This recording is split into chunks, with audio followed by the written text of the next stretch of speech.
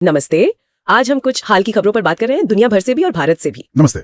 ये कुछ सामान्य ज्ञान जैसे पॉइंट्स हैं, पर इनके पीछे अक्सर कुछ बड़ी बातें छिपी होती हैं। तो देखते हैं इनमें क्या खास है। बिल्कुल, ये छोटी जानकारियां अक्सर बड़े रुझानों या महत्वपूर्ण घटनाक्रमों की तरफ इशारा करती हैं। तो आज कोशिश करते हैं इन्हें समझने की। ठीक है, तो पहली खबर यूक्रेन से। वहाँ यूलिया स्वीरडेंको वो नई प्रधानमंत्री बनी है। ये एक अहम घटनाक्रम है। ये तो बड़ा बदलाव लगता है, खासकर अभी जो वहाँ हालात है। बिल्कुल, किसी भी देश में नेतृत्व परिवर्तन और खासकर यूक्रेन जैसी जगह पर इस समय वो हमेशा ध्यान देने लायक होता है। स्वीरडेंको की नियुक्ति से शायद ये संकेत मिले कि सरकार का फोकस अब आर्थिक सुधारों पर ज्यादा होगा या फिर यूरोपीय संघ से संबंधों पर। अच्छा, देखना होगा कि उनकी प्राथमिकताएं क्या रहती हैं और वो इन चुनौतियों से कैसे निपटती हैं। दिलचस्प है। अच्छा, अब भारत की तरफ आते हैं। यहाँ सरकार ने ऊर्जा बचाने के लिए एक नई योजना शुरू की है, अदिति। ADET। हाँ, ऊर्जा दक्षता तो आजकल बहुत अहम हो गई है। बहुत ज्यादा। और अदिति जैसी योजनाएं सिर्फ ऊर्जा बचाने तक सीमित नहीं है। अच्छा, हाँ, ये दिखाती हैं कि भारत अपनी ऊर्जा जरूरतें पूरी करने के साथ साथ पर्यावरण का भी ध्यान रखा है। और इसमें एक खास बात है। क्या? इसमें छोटे और मध्यम उद्योगों मतलब MSMEs पर फोकस है। ओके। जो अक्सर बड़ी ऊर्जा योजनाओं में कहीं ना कहीं पीछे रह जाते हैं। तो अगर ये सफल होती है तो जमीनी स्तर पर काफी फर्क ला सकती है। हाँ, छोटे उद्योगों पर फोकस करना ये वाकई एक अलग नजरिया है। चलिए अब रक्षा क्षेत्र की बात करते हैं। जी। भारतीय सेना ने लद्दाख में वो भी 15,000 फीट की ऊंचाई पर Akash prime air defence missile system का सफल परीक्षण किया है। 15,000 फीट। हाँ, ये तो बहुत ऊंचा है। और यही बात इसे खास बनाती है। देखिए, इतनी ऊंचाई पर एयर डिफेंस सिस्टम का सही से काम करना मुश्किल होता होगा। बहुत मुश्किल, तकनीकी रूप से चुनौतीपूर्ण है। हवा कम घनी होती है, तापमान बहुत कम होता है।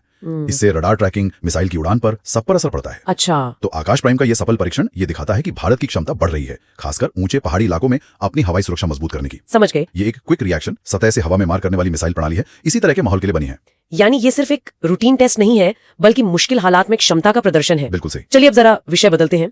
भारत का सबसे स्वच्छ शहर, एक बार फिर इंदौर। हाँ, इंदौर ने तो कमाल ही कर दिया है। लगता है ये अब एक सिलसिला बन गया है। सही कहा। और इंदौर की ये जो लगातार सफलता है ये वाकई तारीफ के काबिल है। ये सिर्फ सरकारी कोशिशों का नतीजा नहीं है। तो फिर क्या अलग है वहाँ? जो बात इंदौर को अलग करती है वो है वहाँ की टेक्नोलॉजी, मतलब कचरा प्रबंधन के लिए टेक्नोलॉजी का इस्तेमाल। ओके। और साथ ही साथ सबसे जरूरी, नागरिकों की भागीदारी। बहुत सक्रिय है वहाँ के लोग। अच्छा। वहाँ मोहल्ला स्तर पर कमेटियां हैं जो लोगों को कचरा अलग करने, साफ सफाई रखने के लिए प्रेरित करती हैं। तो ये टेक्नोलॉजी और लोगों के व्यवहार में बदलाव का एक सफल कॉम्बिनेशन है। हाँ, ये एक अच्छा मॉडल लगता है। बिल्कुल। दूसरे शहरों के लिए ये एक चुनौती भी है और प्रेरणा भी। सही। अच्छा, और आखिर में एक तकनीकी खबर, इस बार इजराइल से। जी। उन्होंने अपना सबसे उन्नत संचार उपग्रह ड्रोअर 1 लॉन्च किया है। हाँ, ड्रोअर 1 ये इजराइल के लिए एक बड़ी उपलब्धि है। ये सिर्फ एक और कम्युनिकेशन सैटेलाइट नहीं है, इसे हाई थ्रूपुट और बहुत सुरक्षित संचार क्षमता वाला बताया जा रहा है। अच्छा। और आज के डिजिटल युग में आप जानती हैं सुरक्षित और तेज कम्युनिकेशन कितना जरूरी है। बिल्कुल। चाहे वो रक्षा के लिए हो या आम नागरिक सेवाओं के लिए।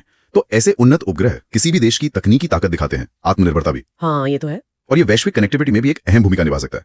तो हमने यूक्रेन में नेतृत्व परिवर्तन देखा, भारत में ऊर्जा और रक्षा पहल, इंदौर की स्वच्छता और इजराइल की तकनीकी छलांग। ये सब अलग अलग सी खबरें हैं, पर क्या इनमें कोई जुड़ाव दिखता है, कोई कॉमन थीम? अगर हम थोड़ा गौर करें तो इन सभी में एक चीज कॉमन है, बदलाव और अनुकूलन।